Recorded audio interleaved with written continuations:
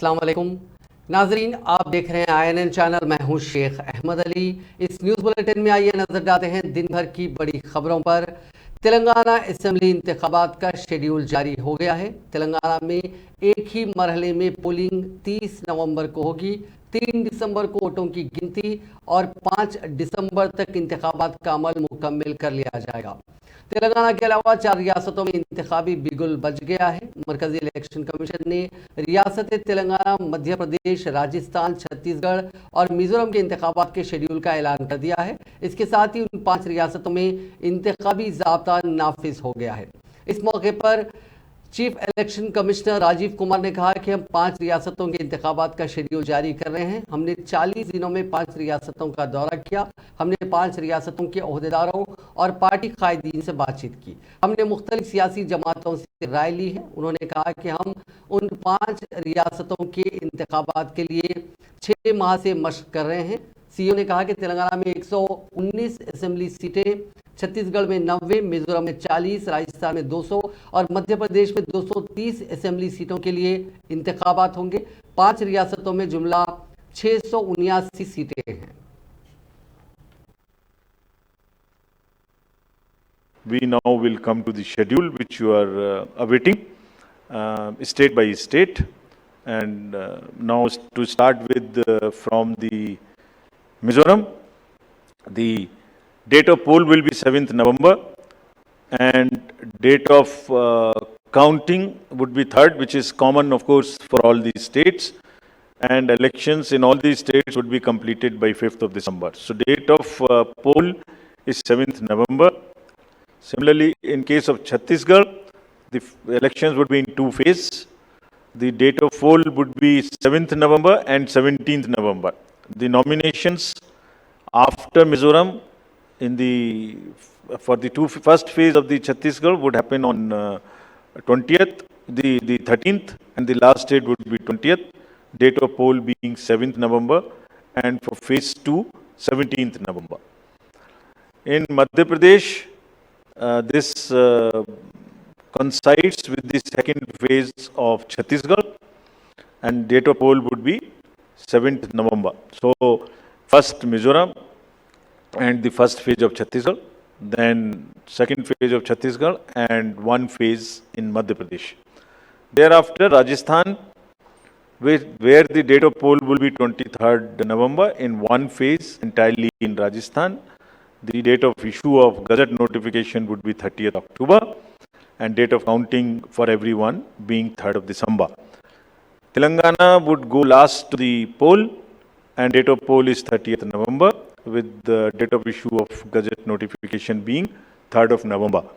And the entire election process would be complete by 5th of December. So this is what is the schedule.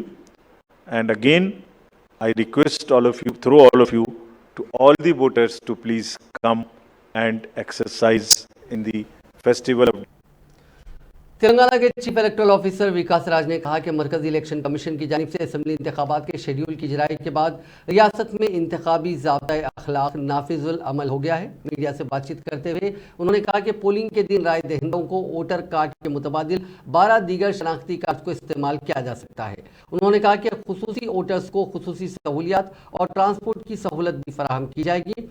तमाम polling centres पर Braille ballot paper भी दस्तियाब रहेंगे। उन्होंने उम्मीदवारों को अहम इतला देते हुए कहा कि इंतखाबी हलफनामे में पाए जाने वाले तमाम कॉलम्स को लाजमी तौर पर पुर करना होगा, वरना उम्मीदवार का पर्चे नामजदगी मुस्तरद कर दिया जाएगा। उन्होंने कहा कि खवातीन नौजवानों के लिए खुसूसी पोलिंग सेंटर्स कायम किए जाएंगे। रात 10 बजे से सुबह 6 बजे तक लाउड स्पीकर के इस्तेमाल की इजाज़त नहीं रहेगी। अवाम अपनी शिकायत नंबर 1950 पर कर सकते हैं। इंतखाबात से मुतालिक इश्तिहारात डालने के लिए इलेक्शन कमीशन से क़ब्ल वक्त इजाज़त लेना लाजमी होगा। बैलेट पेपर पर इंतखाबी निशान के साथ साथ उम्मीदवार की तस्वीर भी रहेगी। उन्होंने कहा कि सरकारी वेबसाइट पर सियासी कायदीन की तस्वीर को निकाल देने की हिदायत दी गई है। 31 अक्टूबर तक फेरिस्त राय दहिंदगान में नामों के इंदराज के लिए दरखास्त फॉर्म दाखिल कर सकते हैं। उन्होंने कहा कि वोटर लिस्ट में रिहाइश से मुतालिक पते की तब्दीली के लिए दरखास्त देने के अमल को आज से रोक दिया गया है। उन्होंने कहा कि रियासत भर में इंतखाबी ज़ाब्ता अखलाक नाफिज है। भारी मिकदार में नकद रकम ले जाने वालों को मुनासिब दस्तावेजात और तफसीलात साथ रखनी चाहिए। रियासत के हिस्सास और इंतहाई हिस्सास पोलिंग स्टेशनों को शिनाख्त का काम जारी है। विकास राज ने कहा कि शराब और रुकुमात की तकसीम के मामले पर सख्त निगरानी की जाएगी। Into the numbers we have already discussed earlier and also during the recent visit of the Honorable Commission. Primarily the focus this time is going to be on creation of a good interaction, good experience for the voters at the polling station. Therefore, I'll be coming to details, different types of model polling station, women polling station, youth managed polling station, these things will be created. As you are aware, Epic card, of course, the Epic card is the primary identity. In addition to Epic card, the Honorable Commission has listed out 12 different types of documents. They include Aadhaar card, Manrega card, and other things like PAN card, passport, and other different documents, which was also given in the list of in the press note given by the Honorable Commission. Special focus will be made this time on provision of facilities for the PWD voters in the polling station. Already action is being taken by the state government for provision of permanent ramps of of the correct gradient in every polling station. Senior citizens and PWDs will be assisted by volunteers appointed by the RO and the DO. Separate entering line will be there for these people. This is basically to election commission की जानिब से assembly इंतखाबात के schedule के ऐलान के बाद हुकूमत जमात BRS ने अपनी इंतखाबी सरगर्मियों का आगाज़ कर दिया। उसी के एक हिस्से के तौर पर सदर BRS व chief minister Chandrashekhar Rao party उम्मीदवारों के साथ 15 अक्टूबर को एक इजलास मुनक्किद करने वाले हैं। तेलंगाना भवन में मुनक्किद होने वाले इस इजलास में चीफ मिनिस्टर KCR पार्टी उम्मीदवारों को B फॉर्म तकसीम करेंगे। BRS ज़राए ने बताया कि उसी दिन पार्टी का इंतखाबी मंशूर भी जारी कर दिया जाएगा। इस तरह अमलन हुक्मरान जमात 15 अक्टूबर से अपनी इंतखाबी मुहिम का आगाज़ कर देगी। ज़ाय ने मजीद बताया कि उसी दिन शाम हैदराबाद से हुस्नाबाद असेंबली हल्के के लिए चीफ मिनिस्टर रवाना होंगे, जहां वो BRS के जलसे आम से खिताब करेंगे। 16 अक्टूबर को जनगांव और भुवनगिरी असेंबली हल्कों में जलसे आम से खिताब करेंगे। 17 अक्टूबर को सिद्दीपेट और सिलसिला में मुनक्किद जलसे आम से खिताब करेंगे। 18 अक्टूबर की दोपहर 2 बजे जडचल्ला असेंबली हल्के के इजलास में वो शिरकत करेंगे। सदर BRS व चीफ मिनिस्टर चंद्रशेखर राव 15 अक्टूबर को तेलंगाना भवन में पार्टी उम्मीदवारों के साथ इजलास मुनक्किद करते हुए BRS उम्मीदवारों को B फॉर्म हवाले करेंगे। इस मौके पर एक और खबर भी आई है कि वज़ीर आला चंद्रशेखर राव 9 नवंबर को अपना पर्चे नामजदगी गजवेल और कामारेड्डी से दाखिल करेंगे और उसी दिन वो कामारेड्डी में एक जलसे आम से खिताब करेंगे। BRS के कारगुजार सदर व वज़ीर बल्दी नज़्म-ओ-नस्क KD रामाराव ने रियासती असेंबली के इंतखाबी शेड्यूल की इजराई पर तबसरा करते हुए कहा कि अब तक तेलंगाना में मुनक्किद होने वाले तमाम इंतखाबात यकतरफा रहे हैं और आने वाले असेंबली के इंतखाबात में भी BRS पार्टी भारी कामयाबी हासिल करेगी। एक्स पर एक ट्वीट करते हुए KTR ने कहा कि गुज़िश्ता 2 इंतखाबात में रियासत की आवाम ने अपने तहे दिल से BRS को आशीर्वाद दिया था और उन्हें उम्मीद है कि आवाम तीसरी मरतबा भी BRS को ही आशीर्वाद देंगे, जिससे हमारी कामयाबी यकीनी हो जाएगी। उन्होंने दावा किया कि 3 दिसंबर को तीसरी मियाद के लिए चंद्रशेखर राव चीफ मिनिस्टर बनेंगे। उन्होंने कहा कि ये इंतखाबात जनूबी हिंदुस्तान में नया रिकॉर्ड बनाने वाले हैं और अपोजिशन जमातों की शिकस्त यकीनी है।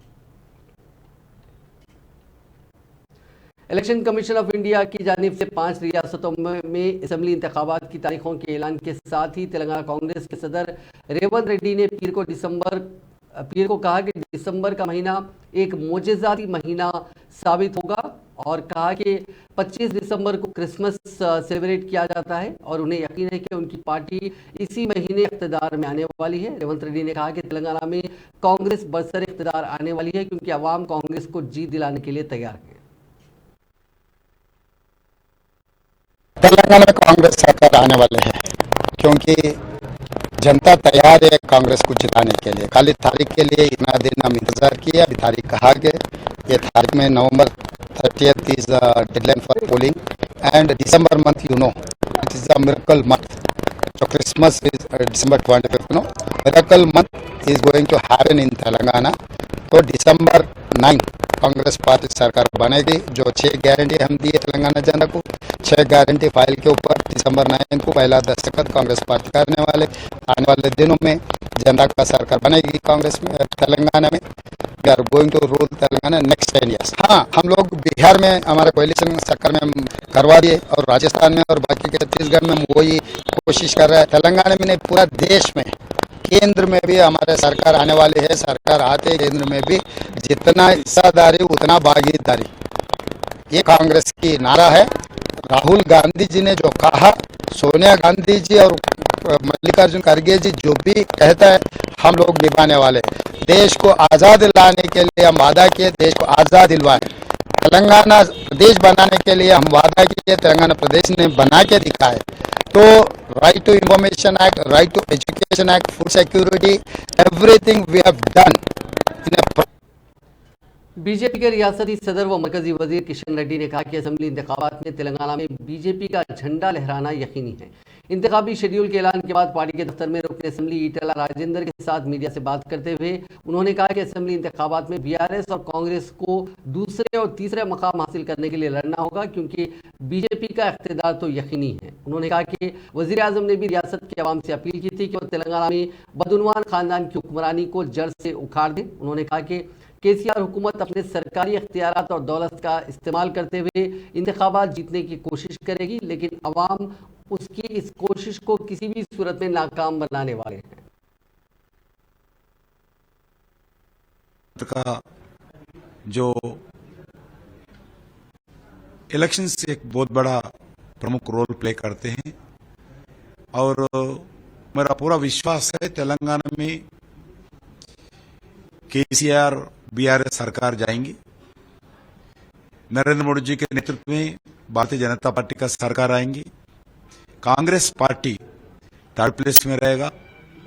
जरूर तेलंगाना में आम जनता और सभी वर्ग जो बदलाव चाहते हैं, परिवर्तन चाहते हैं, उस परिवर्तन, उस बदलाव भारतीय जनता पार्टी के द्वारा ही होगा, भारतीय जनता पार्टी द्वारा ही होना चाहिए, ऐसा आम जनता का मानना है। इसलिए हम भारतीय जनता पार्टी के नरेंद्र मोदी जी के नेतृत्व में जरूर आने वाले में एक स्टेबल सरकार बनाने के लिए पूरा प्रयास करें। मेरा पूरा विश्वास है भारतीय जनता पार्टी सरकार सत्ता में आएंगे, हम तेलंगाना को बचाएंगे, केसीआर को हटाएंगे, भारतीय जनता पार्टी को लाएंगे। दूसरे कौन कब रिलीज करा मैं कोई आप संबंध, मेरा पॉलिसी है, मेरा पार्टी का अंतर्गत हम राष्ट्रीय स्तर पर चर्चा करके हम हमारा पॉलिटिकल स्ट्रैटेजी के द्वारा ही, पॉलिटिकल स्ट्रैटेजी के अंदर ही हम हमारा पार्टी का कैंडिडेट्स का घोषणा करेंगे। वजीर फाइनेंस हरीश राव ने कहा कि घरेलू तशद्दुद का शिकार खवातीन के लिए सिद्दीपेट में भरोसा सेंटर और सखी सेंटर का क़याम अमल में लाया गया। उन्होंने सिद्दीपेट अर्बन मंडल के मेटपल्ली में नौ तामीरशुदा गवर्नमेंट ओल्ड एज होम और दीगर इमारतों का इफ्तिताह अंजाम दिया। इस मौके पर खिताब करते हुए उन्होंने कहा कि सिद्दीपेट रूरल पुलिस स्टेशन के अहाते में भरोसा और सखी सेंटर के अलावा वुमेन्स वर्किंग हॉस्टल, बच्चों के तहफ़्फ़ुज़ का सेंटर भी कायम किया गया। उन्होंने खवातीन से उन सेंटर्स से इस्तेफादा करने का मशवरा दिया। वज़ीर बल्दी नज़्म के टी रामाराव ने जयशंकर भोपालपल्ली जिले का दौरा करते हुए वहां आज 59 करोड़ की लागत से तामीर किए गए कलेक्ट्रेट और एसपी ऑफिस का इफ्तिताह अंजाम दिया। इस मौके पर खिताब करते हुए उन्होंने बताया कि वज़ीर आला चंद्रशेखर राव ने प्रोफेसर जयशंकर के नाम से जिले को मौसूम करते हुए जयशंकर भोपालपल्ली में करोड़ों रुपए के तरक्याती कामों को पाए तकमील करने के अलावा इंटीग्रेटेड कलेक्ट्रेट ऑफिस का क़याम अमल में लाया, जो मुल्क की दीगर रियासतों के सेक्रेटेरिएट से बेहतर है। केटीआर ने दावा किया कि हुकूमत की 9 साल कारकर्दगी की बुनियाद पर बीआरएस आने वाले असेंबली इंतखाबात में कामयाबी हासिल करते हुए तीसरी मरतबा इक़्तिदार पर फायज होगी। ఆఫీస్ కాంప్లెక్స్ కూడా ఈరోజు మనం ప్రారంభించుకున్నాం. మీకు ఒక మాట చెప్తే నేను మీకు కొంత అతిశయోక్తిలాగా అనిపించవచ్చు, కానీ ఇక్కడ ఉన్న ఉద్యోగులందరితో కూడా నేను చేసే విజ్ఞప్తి ఏమంటే, ఈ మధ్య కాలంలో నేను 2-3 సందర్భాల్లో డిస్ట్రిక్ట్ పోలీస్ ఆఫీసెస్ కానీ, అదేవిధంగా ఇంటిగ్రేటెడ్ డిస్ట్రిక్ట్ ఆఫీస్ కాంప్లెక్సెస్ అంటే జిల్లా కలెక్టరేట్ కార్యాలయాలు కానీ వీటి ప్రారంభోత్సవానికి హాజరైనప్పుడు, లేదా ఇతర జిల్లాల నుంచి ఇతర రాష్ట్రాల నుంచి అధికారులు లేదా పర్యాటకులు ఇతర విజిటర్స్ వచ్చినప్పుడు వాళ్ళందరూ ఒక మాట చెప్తా ఉంటారు. మన జిల్లా కలెక్టరేట్లు చూసినప్పుడు, మన జిల్లా పోలీస్ కార్యాలయాలు చూసినప్పుడు నిజానికి వేరే రాష్ట్రాల్లో సెక్రటేరియట్లు కూడా ఇంత గొప్పగా ఉండవు, ఇక్కడ జిల్లా కలెక్టరేట్ ఉన్నంత గొప్పగా వాళ్ళు చెప్తా ఉంటారు. రాష్ట్ర డీజీపీ కార్యాలయం కూడా ఒక జిల్లా పోలీస్ అధికారి కార్యాలయం మాదిరిగా ఇంత గొప్పగా ఉండదు.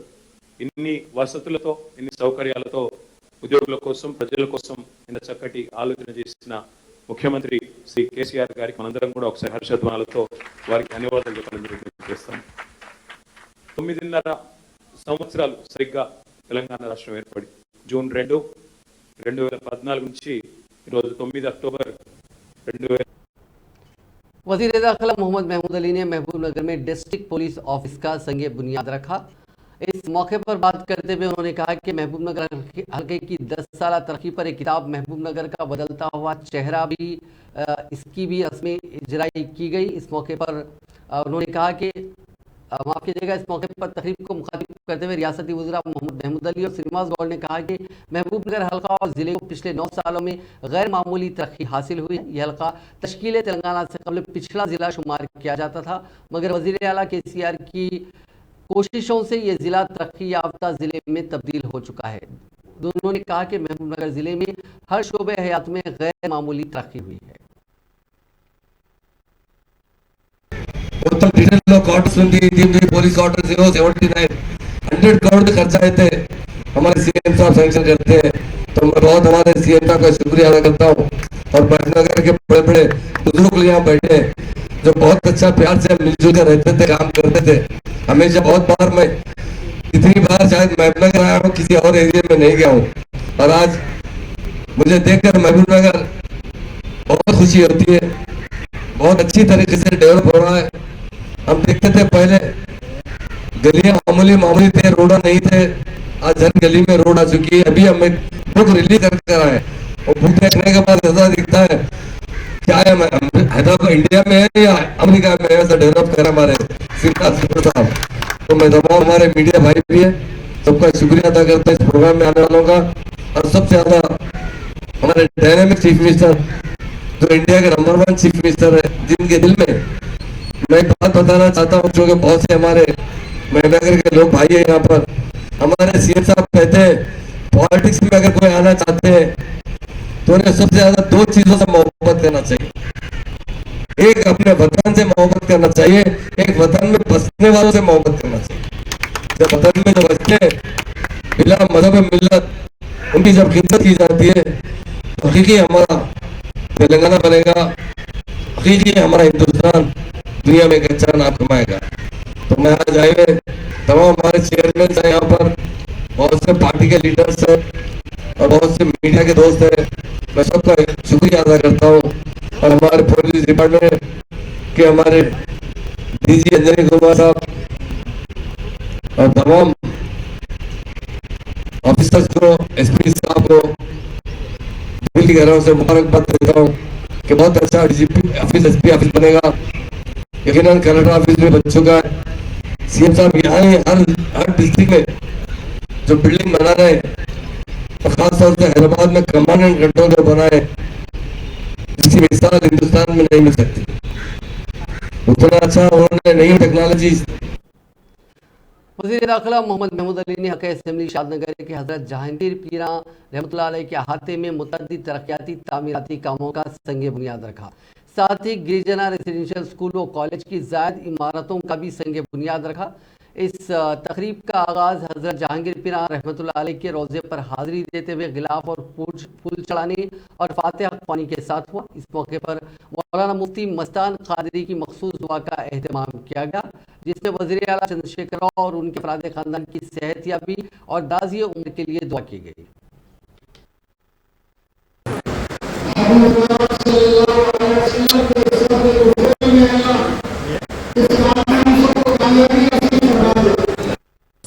ఎమ్మెల్యే అంజయ్య గారు చాలా అమాయకులు ఉన్నారు, చాలా మంచి వర్క్ చేస్తున్నారు, చాలా పాపులర్ ఉన్నారు.